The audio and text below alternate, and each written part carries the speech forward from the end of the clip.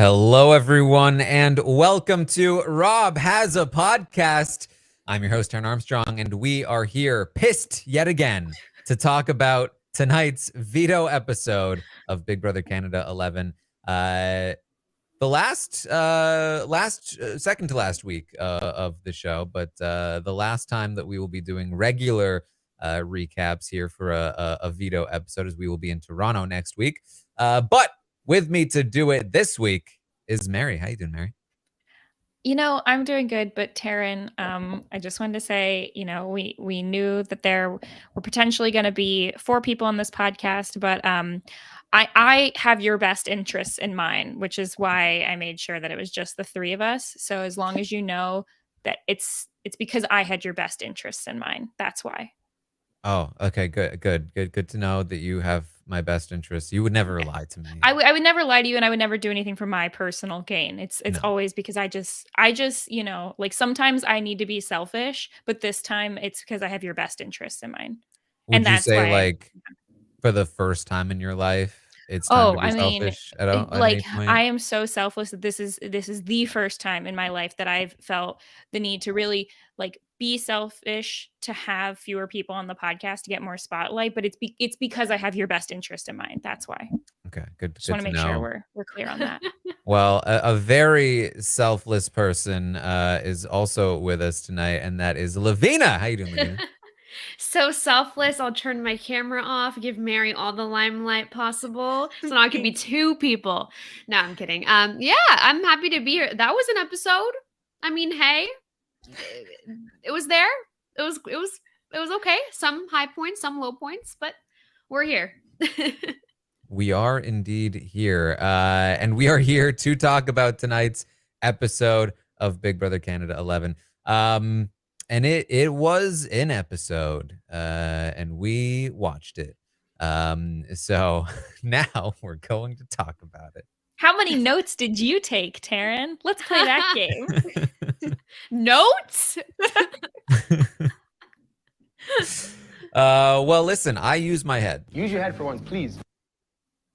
I take Yeah. notes. It's using your Mental head. notes. Use your Yeah. head.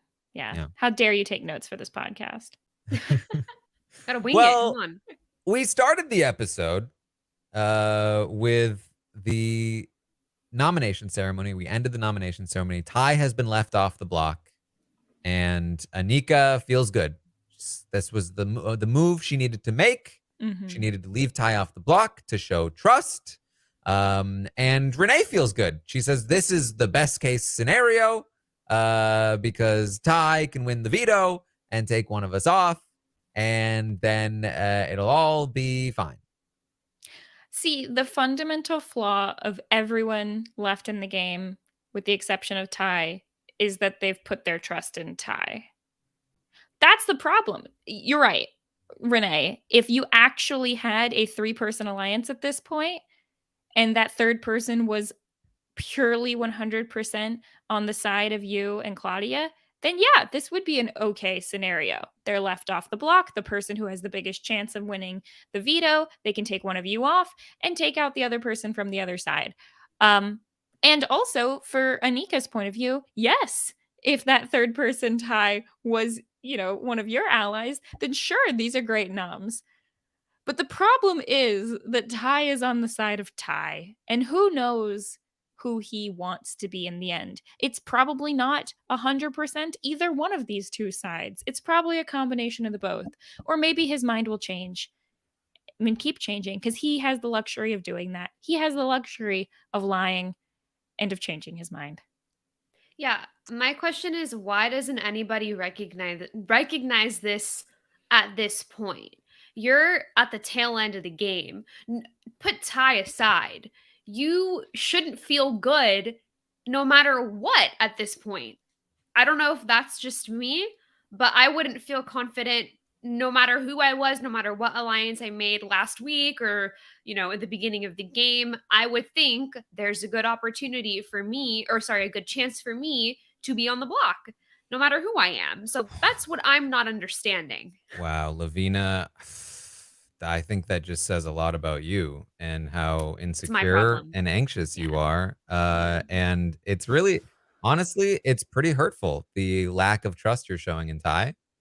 And you honestly probably deserve anything that he does to you because of that. Yeah. I just I think want one person when Ty says something like that, because he's constantly telling people, "Oh, I see you don't trust me" or whatever. I just want one person to be like, "Yes, here are the reasons from the past that I don't trust you at this point. You Yeah. need to earn my trust. I'm They trying, try. but you haven't done that." But I feel like they're not just like spelling out, "This is why I don't trust you." It's like everyone always like they're too much ticky tack with like what's happening right now. Oh, but like said, she said yesterday, or oh, I meant this or meant that or whatever. Like the beginning of the game, we had a showmance. This is assuming you're Claudia, and you wouldn't tell me who the plan was or anything. That's why I don't trust you. I mean, so frustrating. I will say, like, part of the back and forth between Ty and Anika, she and even like Ty and Renee, the conversations we'll see, she's been like, yeah, you were targeting me in the beginning of this game, and he just says, no, I wasn't. It's like Yeah. this is exactly what I'm talking about. Actually, the fact that you're even trying to bring that up and it's a lie and you didn't believe me at the time and you're not believing me now is just Then further proof if that this you is don't trust me for no reason. if this is going to be the attitude, someone that you can't convince of anything, you can't convince Yep. them that you trust them or give them reasons why you don't or give them reason to trust you, then the answer is you just need to not care about having them mad at you or not and just put them on the block. And then Mhm. after that, decide, yeah, they're most likely going to win the veto. It doesn't matter if they're mad at you for putting them up. You could just say, well, yeah, you're a comp beast. I put you on the block. It's like It's in the beginning part of the game, everyone was using the "I'm putting you up on the block to give you a chance to play at the veto" as like a positive thing, like a reward. Like, hey, look at me, like me more because I'm putting you up outright. I'm not trying to backdoor you. And now they're like afraid to do it because they think it's going to make them mad. When Yeah. at I this mean, point, almost everyone's going to go up on the block anyway. the Yeah. entire end game of Big Brother Canada 11 has been, well, we can't beat Ty, so Mm. I guess we just have to do our best to please him. And the entirety of the strategy of the end game of Big Brother Canada 11 is people trying to please Ty as he berates them in conversations, and them just, as Daniel said, just, yes, Ty. Okay, Ty, you're about 100% right, Ty. And unfortunately, it seems only Daniel left in the game still holds on to his own free will and hasn't bought into the lie that he's selling Ty.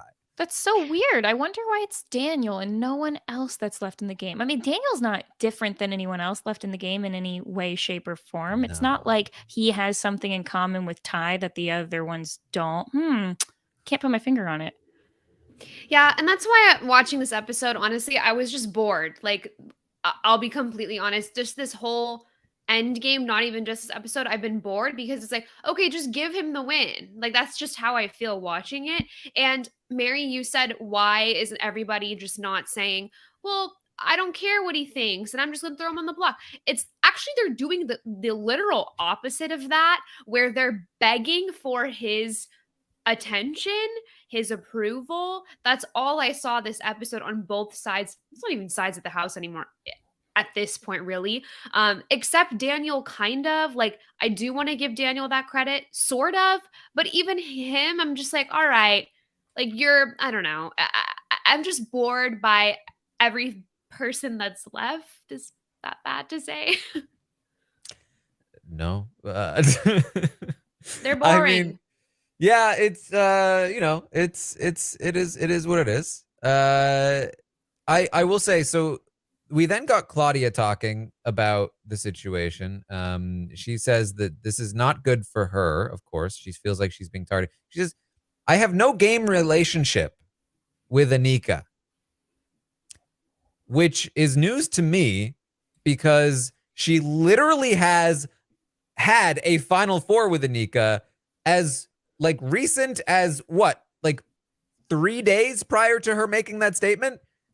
Like, again, it goes back to the reason why she was targeting Shania. She was like, Shania is too close to Daniel and Anika. I think they have something. Yes, the Final Four that you are in. I have no game relationship with Anika, except for the Final Four that you were in 3 days ago that you have completely abandoned for no reason. There's a reason. There's a reason. She wants to go to the final two with Ty. Yeah, there's a reason, I guess. Yeah. The reason. And if she does believe that she doesn't have a game relationship or a good enough relationship with, at this point, anyone left in the game, then you have severely failed at the game of Big Brother. I feel like even if it's like I tried, but she wouldn't accept my, alliance or whatever. At this point, there are so few people left. When you get down to single digits, you should have a working game relationship with every person. Ideally, you would have that throughout the whole game. But here we are. Here we are. Well, we do have a new alliance. New alliance name. They glossed over the what was it? The last chance or whatever. I don't know. It's the one that really doesn't matter. And then they named the new one that also doesn't matter, but is more freshly doesn't matter, which is The Agency. Yes, with their slogan. Who would have thought? Agency of what? Like, what Delusion. does that even mean? Well, there you go. But I don't think that's what they're thinking. Like, they think that means like secret agents. That's the music cue they kind of played. Agency of lies. Nothing. The agency of convenience, the agency of just get Ty on your side, the agency of you're gonna lose to Ty anyway. Yep. Mercy in the chat. The agency of lack of agency. That's the one. That's good. That's a good one. That's the one. The lack of agency. Yeah, that's it. They should have just gone with that. Yeah. Claudia tells us that she likes Ty, and she's all in now. We know, girl. She's all in. It's time. It's Ty time, and she's living in the Ty world, and because here's the thing. She needs to make sure that losing Shania was worth something. It couldn't have been for nothing. So she must get second place to Ty and be with Ty until they break up. It has to happen. My question to Claudia would be, and I'm going to try not to feel bad about this, but my question would be, what do you like about him? What has he shown you? I know we haven't seen everything, infamously. We don't know. But all we've seen on the episodes is him telling her how to feel, talking down to her, not exactly what I personally would look for in a partner. I don't know what else he's shown again, but what do you like, Claudia? They're pretty. I guess, but and I don't mean that just they're attractive. I mean they're in a house where they're probably lonely and bored, and they get to walk up to each other and put their arms around each other. I'm with you, Lovina. I would love at this point in the game, like a lot of the audience has decided to do, I would love to root for Ty at this point, but I just can't stand the way he talks, especially to Claudia, but also to almost everyone.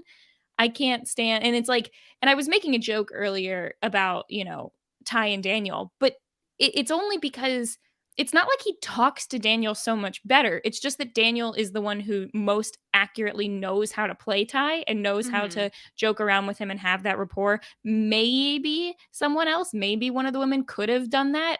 It's hard to tell because we haven't really seen them exactly try to do that. But I mean, he liked Kuzi, so maybe with Kuzi, he found her to be a little more like, oh, but you and me, Ty, it's fine. I don't know. So he clearly just likes being talked to a particular way. I feel like, I'm sure they're not doing this for strategic purposes, but clearly the crying does not work on Ty. So don't even bother with that. If you're expecting him to have an emotional response to you, he's just going to tell you, why are you doing this? Why are you feeling? See, you're weak. You see, you're being emotional about this. come I talk don't to me wanna when work you're with you. done. Yeah, crying. Yeah. I mean, I can only speak from my own experience, but I think that from my own experience that it's not even necessarily about like anything about a person that you can like. It's more that like I would say the more up and down, the more roller coastery a relationship is, the more codependency can follow from it, which is like, you Mm. know, you desperately crave the highs when there are so many lows, and it gets to an unhealthy place, right? So like this is the kind of thing where it's like, yeah, you're being treated poorly, but in those moments where he puts that veto around your neck, you're like, ooh, He likes the relief. me. Well, Yes. and I'm not, I don't want to I don't want to blame Claudia for not seeing things that to everyone else seem super obvious, because like Taran's For saying, sure. like when you're the one in it, there are positive things in toxic relationships, and that's why people stay in them. It's, it's not because they, and sometimes they can recognize what's going on, but they, for whatever reason don't want to or can't get out of it in that moment. And she is benefiting from it, at least in some ways. He's, taking he's wanting to save her now. He's using the veto on her at this point. So it's understandable, but it's from an audience perspective why I have that hard time wanting to root for Ty, because at this point, if he was almost anyone else, if you're just like, oh, look, he's the comp beast who, yeah, had a messy social game in the beginning, but at this point he's winning his way through and everyone else is playing poorly around him, you'd want to root for him. But it's just the way that he's such a gaslighter, and like Taran, you mentioned on the latest update with Mel, it's like changing the bar that he's setting. Like I expect this from you. Okay, well, we're giving you this. Yeah, well, actually, I want this thing instead. Wait, well, hold on. That's exactly contrary to what you just said. So he can do whatever he wants in that realm. So you know what? If he wins, fine. But it's not particularly rootable. But at this point, who else am I supposed to root for? I've been rooting for Right. Renee for a while, because at least she, like, I don't know, we didn't see this perspective, but if Renee had won the HOH during the double, the one that Claudia won, I don't know that she wouldn't have put Ty up. Like, he probably, maybe they could have convinced her out of it, but I feel like she would have been a little bit more inclined to do that. But that's just wishful thinking on my part. Who knows? Yeah. Well, she does have a conversation with Anika about who Anika is going to nominate and who she's going to target. And in that conversation, she makes a comment. She says, well, so you would leave Ty and Cece in the game? Oh no. Oh no. This is bad. She shouldn't have said that. That's Shouldn't have named the two other people in the game. yeah. Anika is quickly asked by Ty, what did Renee say to you? She said, well, she asked if I was going to leave you and Cece in the game. What? Ah, that's okay. Now, here it is. And that was where she f***ed up. Yeah. To be clear, though, we do think that what Renee was trying to say was, you're going to leave that Yes. pair, though. I mean, Yeah. it's like Renee tries to backtrack this later and say, no, I was saying, like, trying to find out if she was going to target me, but that's not what you were saying. You were trying to hint at the pair. We all get it. I would rather just, like, it's mind-boggling, and it's only because it's this season and it's this group of people. In any other season where there's been basically one showmance of some sort, it would not be a big deal for someone to be like, wow, at the final four, you would want the showmance to also be in the game with you? Maybe you want to think about that a little. And then if the showmance are, I can't believe you're pairing us together, the pair who's been a pair the whole time. What are you talking about? Of course. But it's like Yep. Renee can't even come up. She gets caught in all this kind of lime, material, because she can't just say, yeah, it's the final, it would be the final four. I'm telling her, do you want to be in a final four with a known pair? Right. Exactly. And that's where my problem in the your face. That's my problem with the episode, because it's like, okay, how can I okay, listen, I understand that she just made an alliance with this guy, and so she's like, I need to like have him on my side, but I kind of also don't understand it, because then like I said, the entire episode is just them like begging for Ty's approval, make sure that Ty, is on my side, this, that, and the other. And like, I'm trying to understand it so hard. But also on the flip side, how did Ty believe Renee? Like, how did that even happen? He was like, well, I think Renee is telling the truth. I don't know if I can believe Anika. I don't know if she's a trustworthy person in this house. I understand not trusting Anika fully, but how do you buy what Renee's selling? Like, I don't understand that. So everyone's just not that good of a player. I think there's a little bit of extra context here from the drops, which is that this wasn't the only argument between Anika and Renee. There was more to it, including Renee ratting out anything that she had on Anika, which included some stuff from when Kuzi was on the block about how Anika was basically trying to campaign against Kuzi. And she lied in order to do the campaign. She was proposing that Renee lie about something in order for her to stay over Kuzi. And so, Ty is like, he's mad at Renee for saying the thing. He's mad at Anika for saying the thing wrong to him, relaying the thing poorly to him, which, by the way, also, they got onto this thing about the showmance, right? Like, I didn't say the word showmance. You are misrepresenting my words. And I thought, okay, well, she just misrepresented her words, but like, it's pretty close. But in the episode, Anika doesn't actually misrepresent Renee. She actually says almost word for word what Renee said to her, to Ty. What we saw in the drop was Ty repeating that to Renee, saying the word showmance. Ty, I believe, is the person that introduced the term showmance to the situation. Then when he brought it back to Anika, she couldn't remember. And so he said that you said, he says, you said that she said that there was a showmance. And she was like, okay, I guess I said that. Yeah, I said there was a showmance. That's what she said. And then it was like, I didn't say that there was a showmance. How dare you lie and say that there was a showmance? It's like, Anika didn't even do that on purpose. But in addition to all of that, Ty is upset with Anika about having told a lie in the game when it came to her campaigning to stay against Kuzi. That to him showed who Anika truly is in the game. He thought that she was somebody that told the truth, but he now sees that she's a liar, somebody not worthy of respect in the game, and so he is not a fan of Anika. And in reality, if we're not buying into Ty's logic, he's just mad that she's upset with him, right? Like, he's just mad that she's not doing what Daniel's doing, which is, oh, you're screwing me over? That's so great of you. You're just the best, Ty. Instead, she's upset and she's like, you lied to me. And he's like, no, I deserved to lie to you.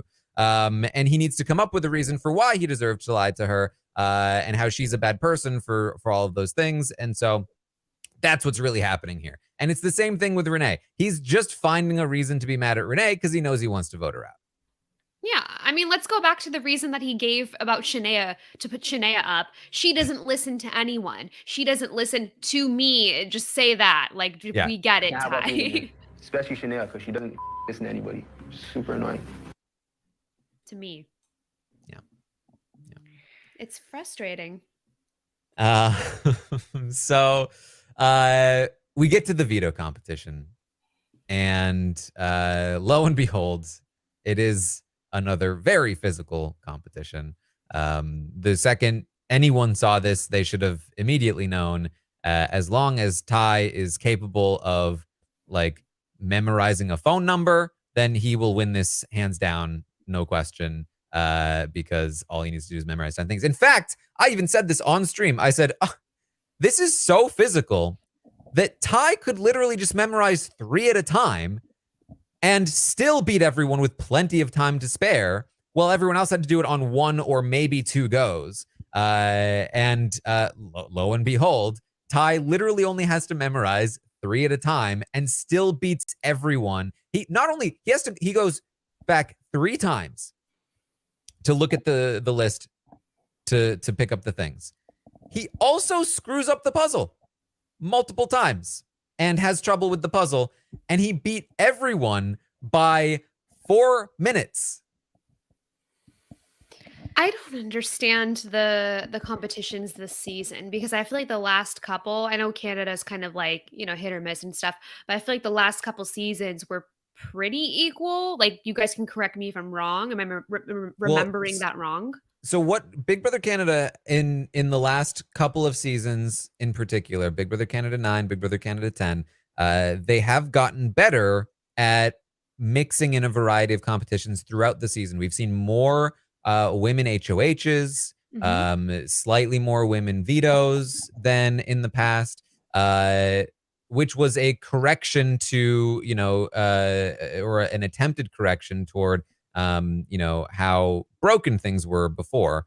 But the problem is that they have not fixed the end game. In fact, they've seemingly made it worse, where the end game is getting more and more physical. And these are, of course, the most important competitions, so to the point that we have basically seen in season 7, men winning, I think, all but one of the competitions from the final 7 or even 8 on. In Big Brother Canada 9, I believe men won all but I think one of the competitions from final 6 or 7 on. And then last season, you did have 2. You had 2 women winning competitions, and then Josh basically won the rest of them from the final 6 on. And so, it's pretty unbalanced, and there hasn't been a woman that has won the game since season 6, where women were winning in the end game. And so it is, I think, a huge problem, and it seems to only be getting worse. Like the double eviction veto there was no reason why it needed to be a sprinting contest instead of a puzzle. This veto, there's no reason for this to be a physical strength contest instead of a memorization puzzle. The memorization is not only very easy, and the puzzle is not only very easy, but the physical portion takes the vast majority of the time, and is basically impossible for somebody to beat Ty in that portion of the competition. So, it's just we see what happens when it's not a physical competition. Ty either loses or wins by only 4 seconds. When it is a physical competition, he wins by at least 4 minutes. And that's just how things will always be. And it's very obvious to see that. And when those competitions are included, we are going to continue to see the same results. It's not rocket science. Yeah. And I understand how TV production works, and I'm sure producers want to show a more active competition so that it's more engaging in a way.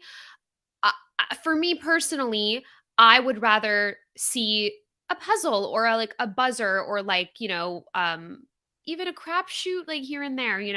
I don't know if that's the reason, but I mean, it looks like you want to say something, Taran. Oh, sorry, but that's just the thing. They skipped over most of the rolling. They either literally fast forwarded through it because it was so slow and boring, or they just completely cut through it. The rolling portion of the competition was barely shown, and instead we got mostly putting the puzzle together, which is more exciting television than trying to roll a thing and pick up pieces. It wasn't even better. Yeah, generally, I was speaking from a general perspective. No, yeah. Like they think that that's more they kind of compare it to Survivor, where Survivor competitions are, I don't know too much about Survivor, but from what I've seen, they're obviously super physical and all this stuff. So I don't know if they're seeing it that way and they're like, well, we want to do similar things, but it's very heavily impacting the game, clearly, as we can see. Since season 6, you saying that, I knew that, but you saying that out loud and me computing how long ago that was is crazy to think about. So now I'm upset. BBCAN 6 was what, six? It was 2018. It was 5 years ago. This is maybe a little bit of an issue, I think. Yeah. Maybe a little bit. Very much so. So Ty obviously wins this competition. And will continue. Ball game. I'm so over it. Like, we get it. You've said that like 5 weeks in a row. Okay. Yeah, it's I think also what makes me mad is like I think of myself when I watch a lot of these shows, like I know that some people talk about how they don't like the competition element of the shows anyway, and how they would prefer there to be like no physical advantage or disadvantage in a lot of the competitions. I don't mind physical competitions inherently. I think what's frustrating for me is, you know, I always think of myself playing these, and a lot of times I'm like, oh, I'm a relatively like active physical person. Like, oh, I would like to do that, but I think that I could memorize all 10 things in one go. But if I still have no chance, Right. then it's like that's not. Yeah. I mean, I know that's just repeating everything you've already said, but you would like to think that the other combined elements of a task can at least get someone who's not the strongest or the fastest person to potentially win, unless you're assuming that Ty would have to have messed up multiple times and also not been able to solve the puzzle. But that at that point you're banking on someone failing rather than someone else being able to succeed at an element. So I don't know, it's definitely frustrating, just because it does seem like such a no-brainer of an outcome. But of course, then that combined with the fact that, like we said, everyone else is also then catering to Ty Right. in the gameplay. So you can't even say like, oh, well, okay, he's winning, but at least they're not going to give him the outcome he wants when it comes to the vote or when it comes to who's going on the block in the first place. Oh yeah, and like if you compare this to Michael from Big Brother 24, they all were like, we have to take the shot immediately, and they did. Like it's not a situation of Michael's gonna win out. We've got to like bend over backwards. I know obviously different house dynamics, different situations, different alliances, but from a viewer's perspective and entertainment purposes, that is something we would like to see versus something like this where it's just boring to watch. And me saying that is like obvious, but let me Well, just like hone it in. and I think that this has also been mentioned this season. Like, I don't even like dislike comp beasts of any Yeah. type. Like, I think that it was very, impressive watching Michael win all the competitions in the last season of Big Brother US, because they were at least varied types of competitions that theoretically other people could win. It's when it comes down to it being pretty obvious. But we're saying this, but then we're also saying it's like the chances. It's combinations of both, because Kuzi potentially could have beat him in that other veto where she took the money potentially. Daniel could have potentially beat him. So there is an element of him getting lucky and other people making bad choices.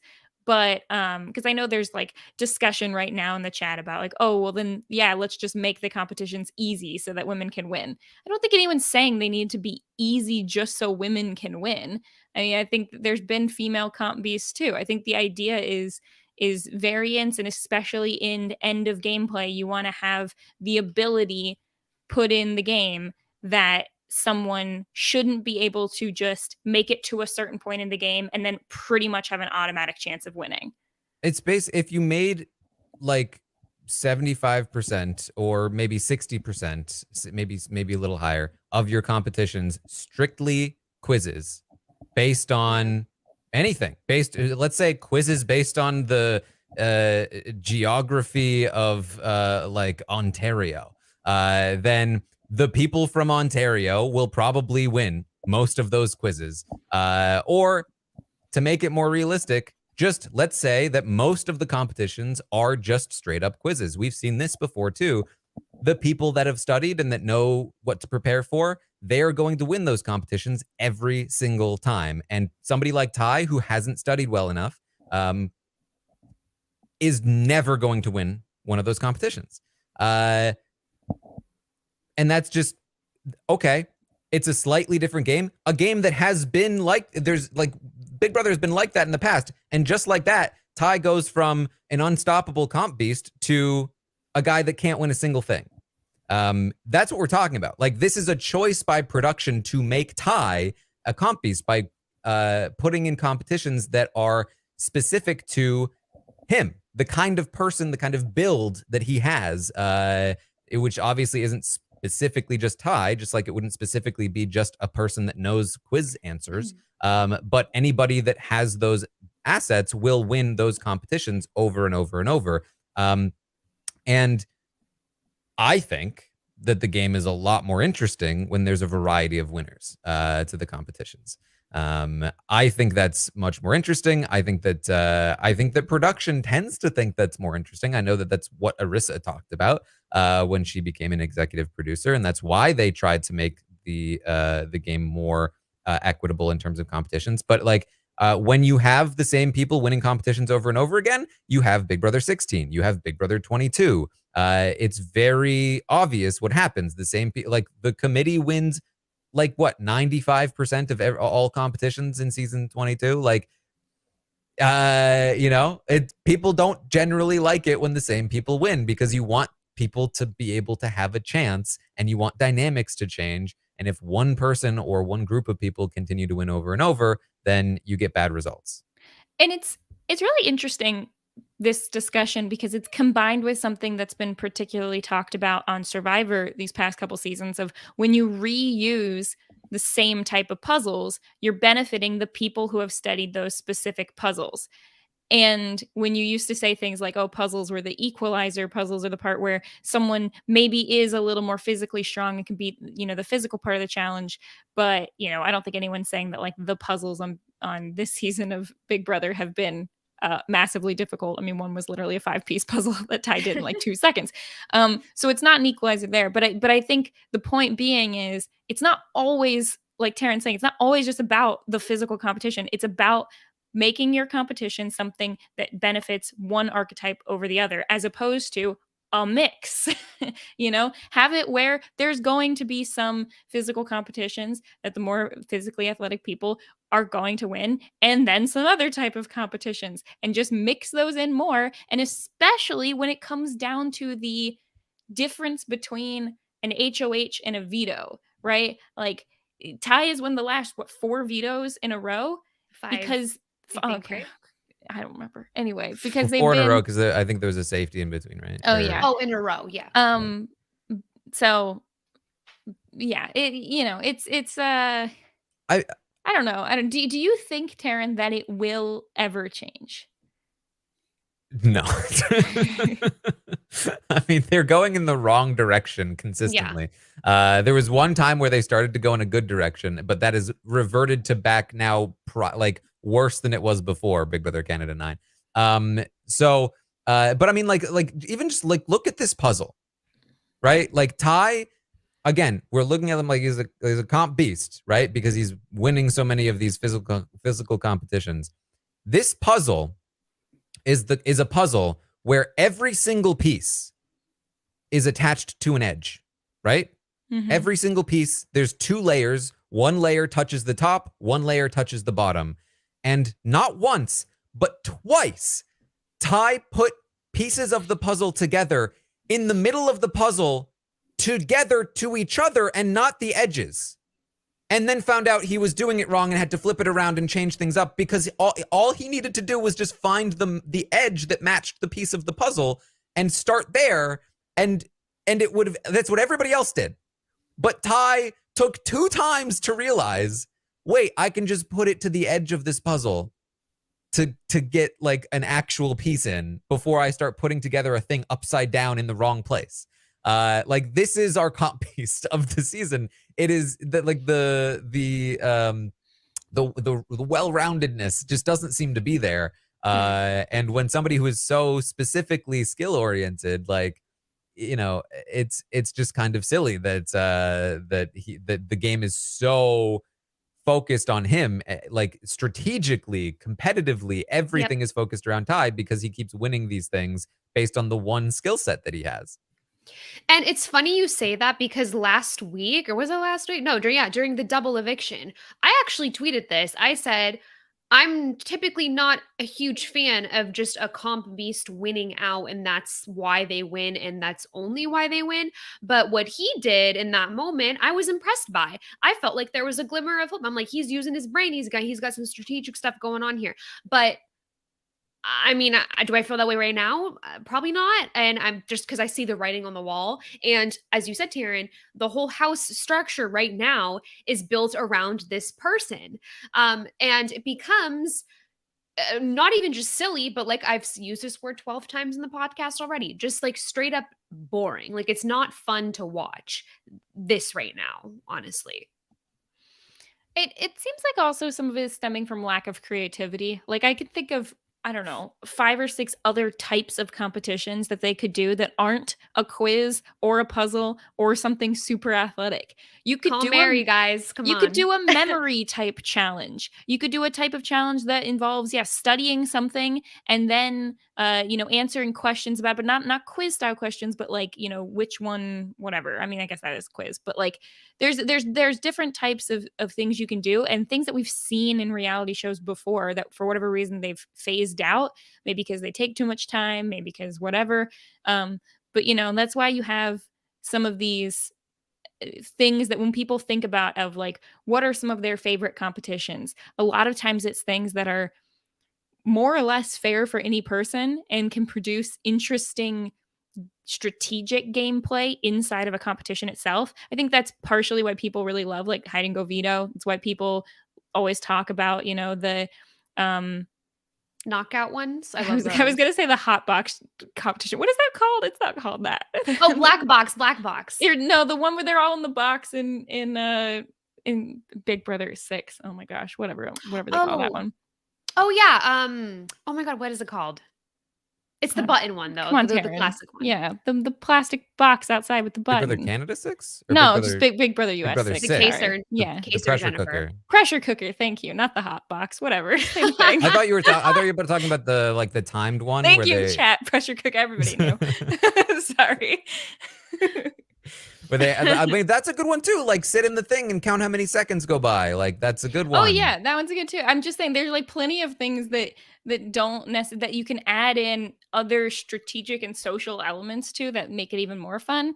But I don't know why they don't do those. And I know it's like in Big Brother Canada, probably a lot of it has to do with sponsors. You want something big, you want something flashy, you want something that involves, interesting equipment or whatever. But like, I don't know, what is this big hamster ball? Basically, they're rolling back and forth and yeah. Oh boy. Well, with Ty having won the veto, Anika is now a little nervous. She says, Ty, you'd better not break my trust. Daniel is worried too. He says, Anika, are you willing to change your target? Because I think Ty will use the veto on Claudia if he thinks that Claudia is the target. And she says, no, I think I'm good. I think I'm good with the Claudia target.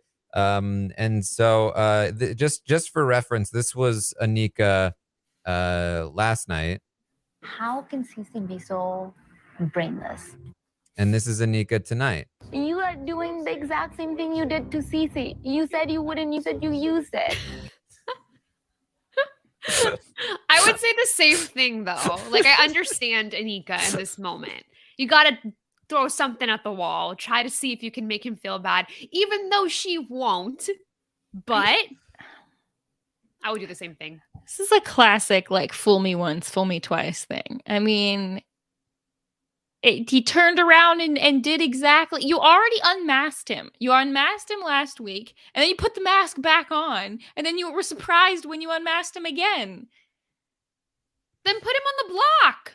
And why didn't you put him on the block? It doesn't matter if he keeps Daniel or not. It doesn't matter if this ends up with both Anika and Daniel being safe. You were still, in my opinion, wrong to have made the same move. Or, okay, I'm not even going to say you were wrong to have made the same move. You were wrong to be surprised that I decided to do the same thing again. You're wrong to be surprised that he's going to use that same logic. You're wrong to be surprised that you couldn't convince him out of this. Like, that's the part that I'm like just so thrown off by. It's like, I knew I couldn't trust you, but I did, and now oh no, it happens again. And that's genuinely the thing. And that's what I said before. The only way through this, like if you're going to not put him on the block to try to gain trust, then you have to follow through and you have to do what Daniel did, which is that when Ty comes up to Anika and says, I'm using the veto, she has to be like, oh, you. Oh, you. I figured. Haha, we know Ty, we're you're just being Ty, you know. I guess Claudia's safe this week. That's the only way he would have been okay with her. It's good that they have a slogan for their alliance because Anika's over here being like, but who would have thought that you would have done the same thing? That's really like the true meaning behind it. Yes. You are doing the exact same thing you did to Cece. You said you wouldn't. You said you used it. The music. Oh, boy. Use your head for once, please. Oh, no. And the thing is, it's like Ty can't even be fun about it. It's not even like no, I sealed your partner's fate thing. No, Yeah. instead he just gotta gaslight, gotta make everybody else feel like it's on them. I mean, like it is, because like you did the same thing, Anika. But like make it fun. Make Be it fun. fun. Just be like, you know what? Here's the deal. Let me sit everyone down. I'm going to make the decision that works best for me because I'm the one with the power. Y'all let me get to this point. I'm in this position. So be it. If Ty literally sat in the middle of the house just all day, every day, sitting there being like, fine, come beg me. Do whatever you want.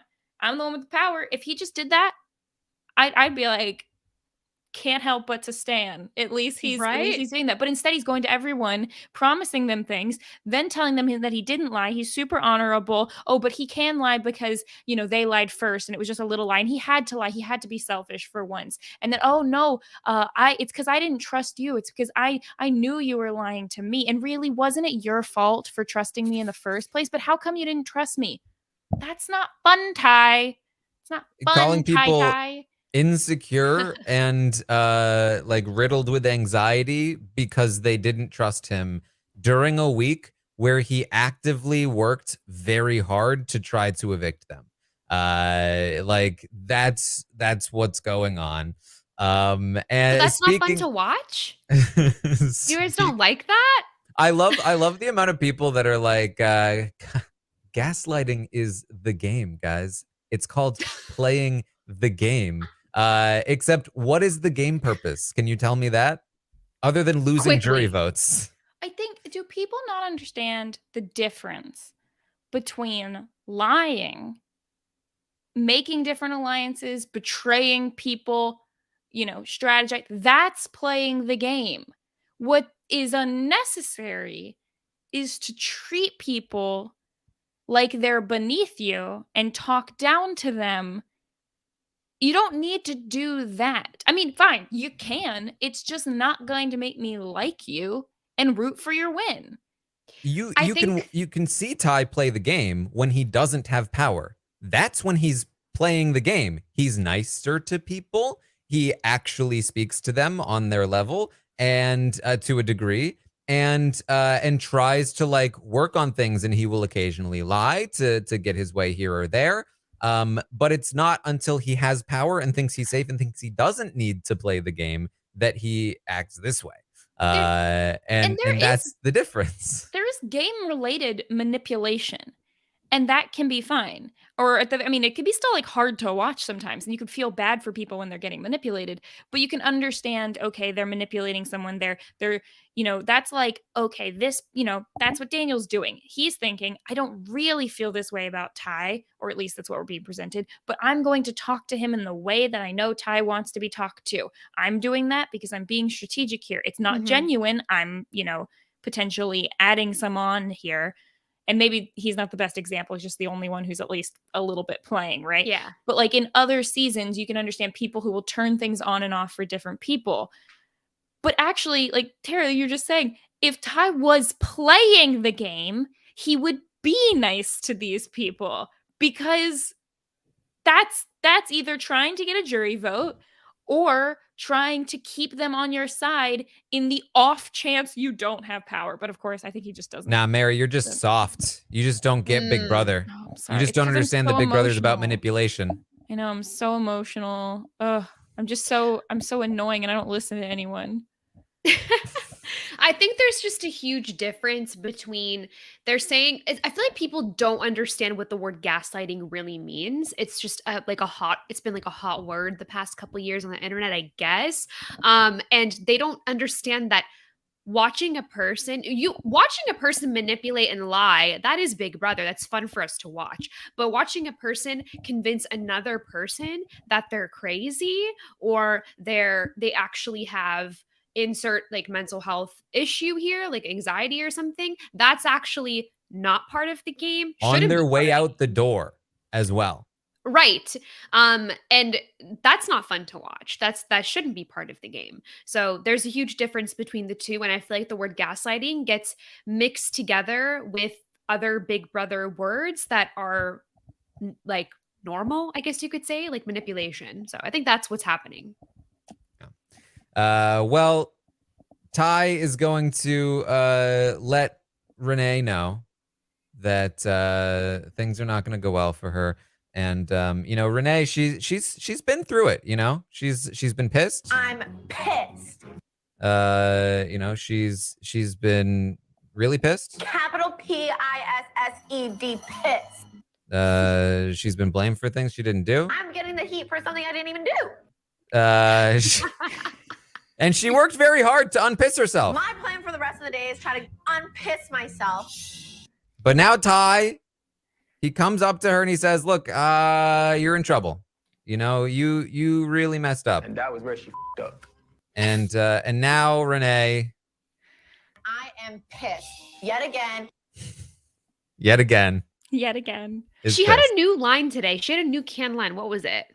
She added like another thing to her list. Something about the damage control train or something. I don't know. I don't know. Maybe she does something else. It'll come to me. I'm surprised it's not on your soundboard right now. I was more excited about the pissed. How many, I don't know if you have this number, how many of the sound clips are Renee on your sound? Well, let's see. Can't we just have nice things? Yeah. We've touched Ty. We know what it's like. Don't ever point a fake finger at me. That's my favorite one. How about this one?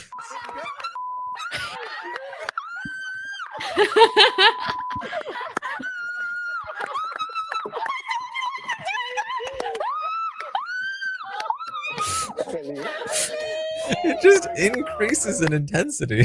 This is your longest soundbite ever. If Renee was on something like, I don't know, Real Housewives or something like that, like I feel like the phrase "don't ever point a fake finger at me," like that would be iconic. That'd be on like t-shirts. That would be, she should be talking about fake fingers instead of bootay. I haven't done a single bootay sound clip. It's not good. Well, it's not funny. It's just because it's not like a phrase really, right? It's just like the way she says the words. There's not a whole lot of ways you can use that. Yeah, her thing should be, I'm pissed. It should be, granted that one was a little bit already taken by Paul back in the day. But I'm pissed unpissed is even better. Fake finger, I feel like she's got options. I didn't even do. I'm getting the heat for something I didn't even do. The way that you your inflection moves, Mary. It's because otherwise I don't know how to make my voice go up like that. I have to physically move. I love it. Oh gosh. Yeah. And she also does Blockstar a lot, which is like the laziest one. Like that's since literally season 1, people have talked about Blockstar. Like, okay.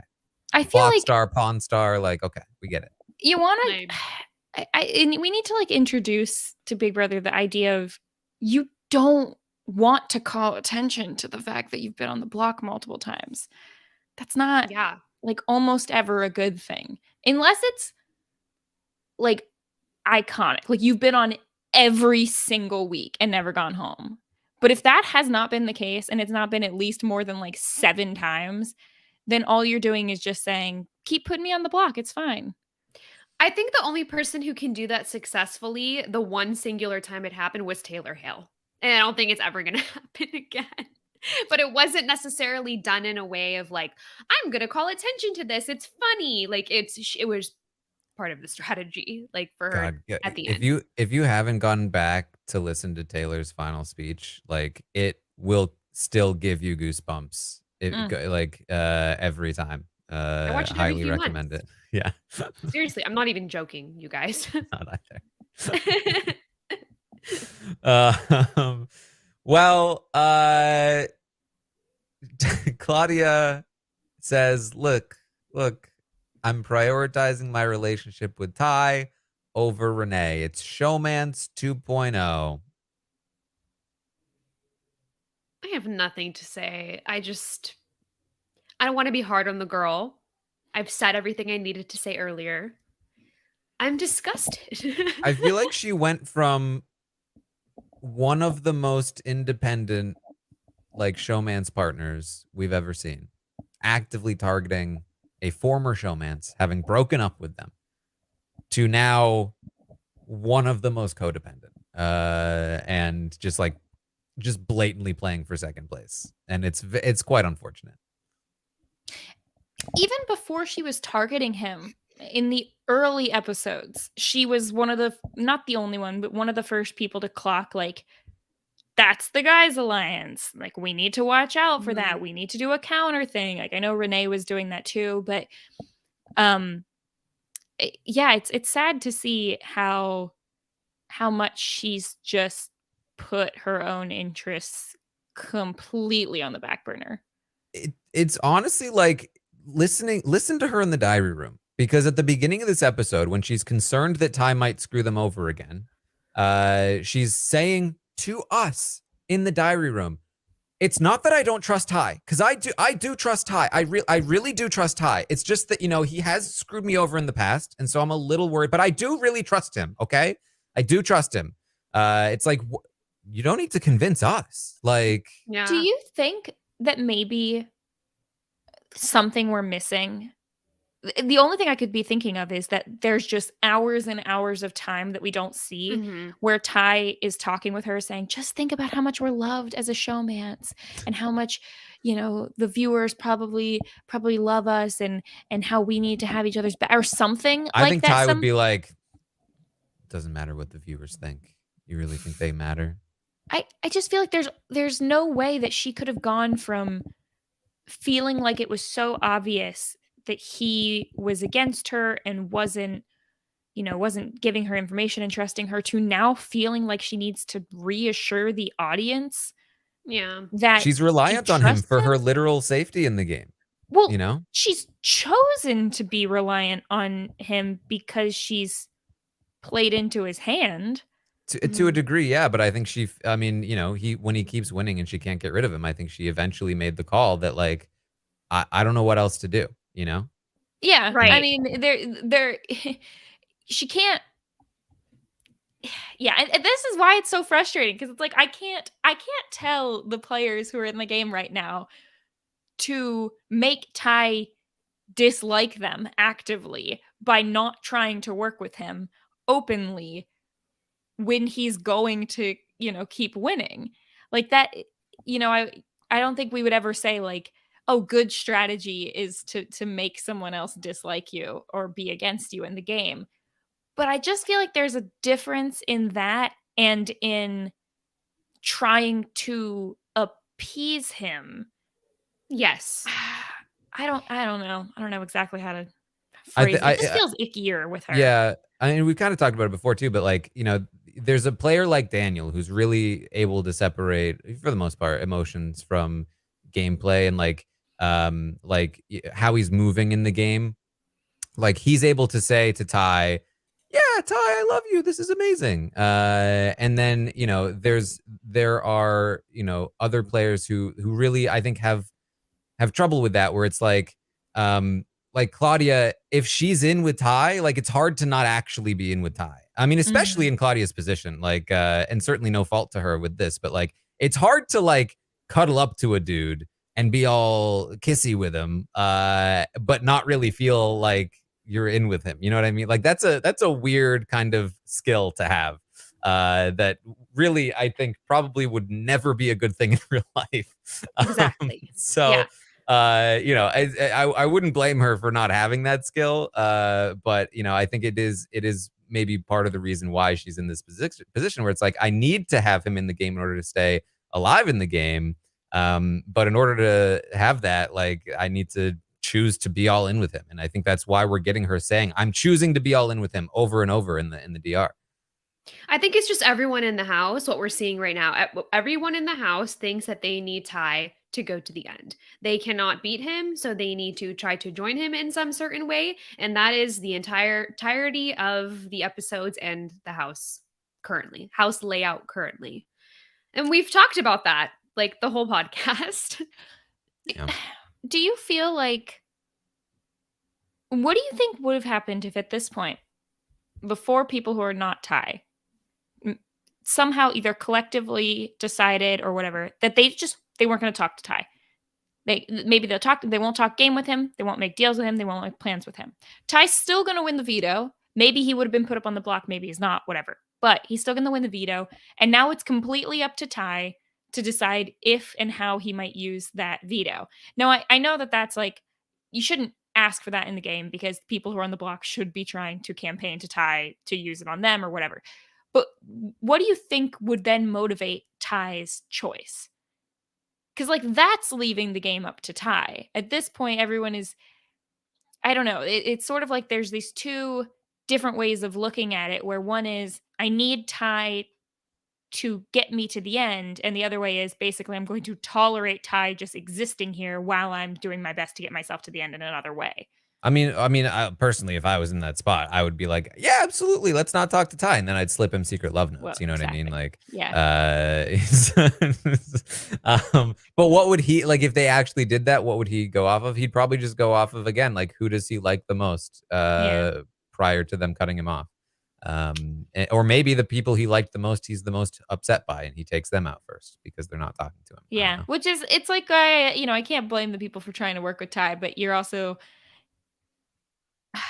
you're setting yourself up for Ty being the one who can then facilitate arguments between you and other people, because yes, of course, everyone is trying to be with Ty, so there will be lies, and also those lies will exist with Ty. Here's a question that I have for both of you. Do you guys honestly see a world where where if Ty doesn't win HOH next week, that he's not the target? Like, is that what we're looking at right now? Certainly not from Claudia, it seems. Yeah, I mean, I don't even count her. I mean, I wasn't sure about Daniel, but given this episode, it does feel a lot more like he probably would be willing to. Although it's not like he's super high on Claudia either. She doesn't even speak to them anymore. So, you know, I don't think he, and honestly, Claudia is probably more likely to beat them in part 3 of the final 3 HOH. So, you know, that's something to consider also. I think there is actually a decision to be made there for Daniel, especially since if Claudia's gone, you know, Ty will probably take him. So, you know, who knows about that? At this point, Anika probably is taking Ty out. It would be so funny if Ty felt that he would do better with Daniel and Anika. And so he told Claudia, don't worry, Claudia, I'm doing what's best for you. Just think, when I win, we'll have this money together and we'll have such a great time. I'm doing what's best for you by voting you out. And at this point, I feel like he might be able to convince her of that and have her think that, you know what, you're right. I should bow out now. This is for us.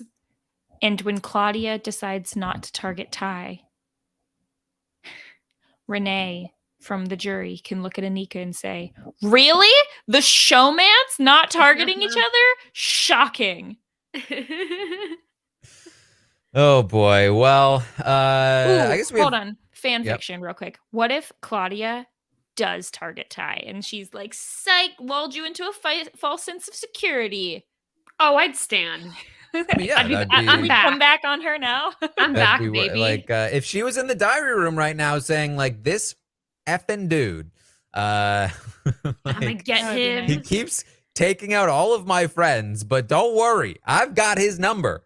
Then yeah, everyone would be loving her right now. Instead, she thinks everyone's loving the showmance.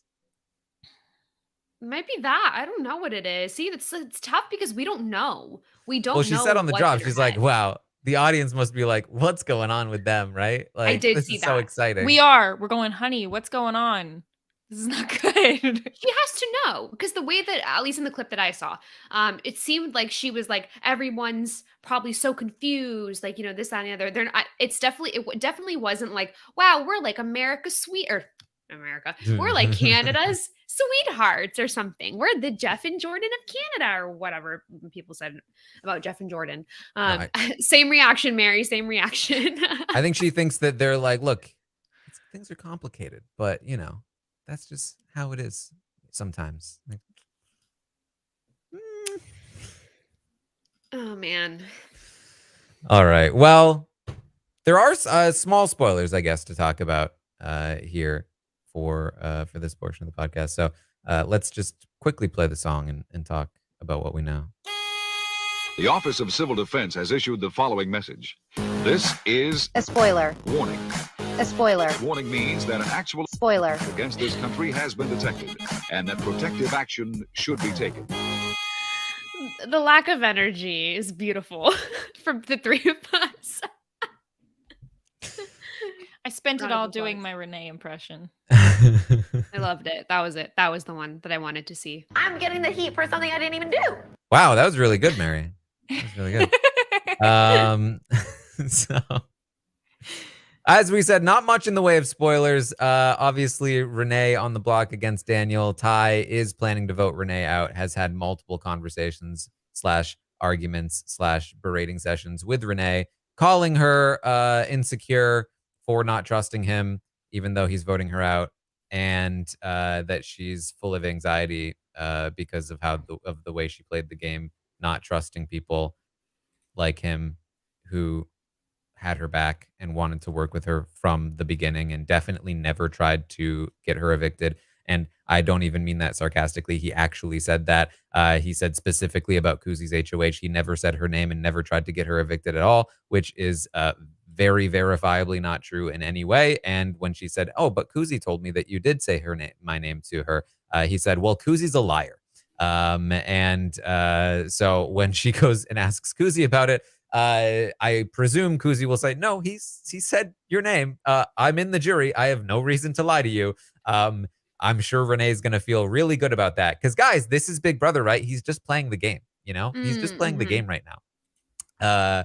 And so really the only update here is that, Ty continues to manage the jury about as poorly as possible, which does not mean that he will lose the game, but certainly means that there's probably more chance that he does than there was before. All right. That's really all we can say. All right. Certainly means that he's not playing the game completely optimally. Certainly I mean, not. I could have guessed that as a mega super casual. Also worth noting that Renee spoke very frustratingly highly of Daniel's game. Like, this is what he did to me. He's so good at this. He's been in every alliance. He's played all sides. He's just so good at this. It's impressive, but I'm annoyed about it. He's tricking Ty into keeping him because Daniel's so good at this. And he like, why would he keep Daniel? He's so likable, and all of those things. So again, I would say, if not for Kuzi leaving saying Ty is my guy, I'm going to make sure Ty wins. I would say 1,000% Daniel beats Ty in the final two, especially with how Renee is leaving. But the Kuzi factor remains the Kuzi factor. So who knows? Yeah. Yeah. I am pissed yet again. Yet again. I just want the soundboard to react for me at this point. It's better than my reactions. Just like, okay. Can't we just have nice things? What was that? What was that? Yeah. I don't don't remember know. what that was. I don't know what it is. It's very worrying. Hello? Hello? Is anybody home, Ty? Because what are you doing? Because what are you doing? I miss her. Ugh. Yes, so much. Well, that's about what we have then, I think, for tonight. So tomorrow night, we can expect to see Renee evicted from the game. I think, do we usually get the Final Four HOH on Thursday night? I feel like we don't, but I feel like we might. It's possible. I think, no, actually, I think we do. Maybe we do. I'm not sure. I don't remember. But we might get a Final Four HOH tomorrow night, which would be nice. And if there is a drop, I will update everyone on it tomorrow, of course, if it's there. It might not be there because Renee might already be gone. They might have done the eviction early, according to the screen. So not sure about that. But we do know, we are sure that 1 week from now, we will be live in person in Toronto for, well, tonight would be, or next week on Wednesday would be the Survivor live show. And then tomorrow, next week on Thursday, will be the Big Brother Canada 11 finale. We will be live watching it, enjoying it, having a good time. So you can head to robswebsite.com/Toronto to get your tickets now. And that's about it. I'll be doing the Survivor Stock Watch tomorrow, talking about tonight's episode of Survivor with my friend Brendan. So tune in for that. And find me over on Twitch, twitch.tv/Taran Armstrong, watching these episodes live with all of you. Mary, what do you got going on? Tomorrow, I am back at it again with Kirsten McInnes, recording some more Riverdale final season over on Kwiatkowski Cast, and it's legitimately just the best of times and the worst of times all mixed into one. So that's been really fun. And then I won't be live in Toronto, but next week I will be covering probably the BBCAN Awards, I believe, episode, something like that. It's going to be one of those episodes next week before the finale. One of those fun ones. Good luck with that. Lovina, what about you? Just a lot of Big Brother stuff. Excited for Big Brother 25. I feel like the preseason's like kind of coming up sort of soon. It's creeping up on us quickly. I'm excited. And Stanley Cup playoff stuff. Talking about that on all that stuff on Twitter at LPavs with 2 S's. Yeah, it's weird that it's come to this, but I am finding myself thinking, not even consciously, just I'm finding myself thinking this. Thank God for Big Brother US. I've been thinking this the entire time. Yeah. I've been open about it. What is this monstrosity that we're dealing with? Like, just bring me back actual Big Brother, please. Right. And I'm actually craving Big Brother US. Such the opposite of what I was feeling last season. Last year. Same page. I bet my mom has liked the fact that this season has been, let's just say, not the best, because I haven't called her one day being like, okay, right. let me draw out a piece of paper for you and tell you about all these people. You have no idea who they are and what's going on. The number of times I talked to her and my sister about Taylor last year and broke everything down it was to the point where at least when I would a couple weeks later be like, okay, so Big Brother, and be like, how's the girl who everyone's picking on doing? It's like, they're like, haha, you've been listening. Nothing now. Yeah. Yeah. All right. Well, that's what we have for you tonight. Just 1 week remains, so stick with us. We'll get through this together. Thank you all so much for joining us, and we will see all of you next time. I am pissed.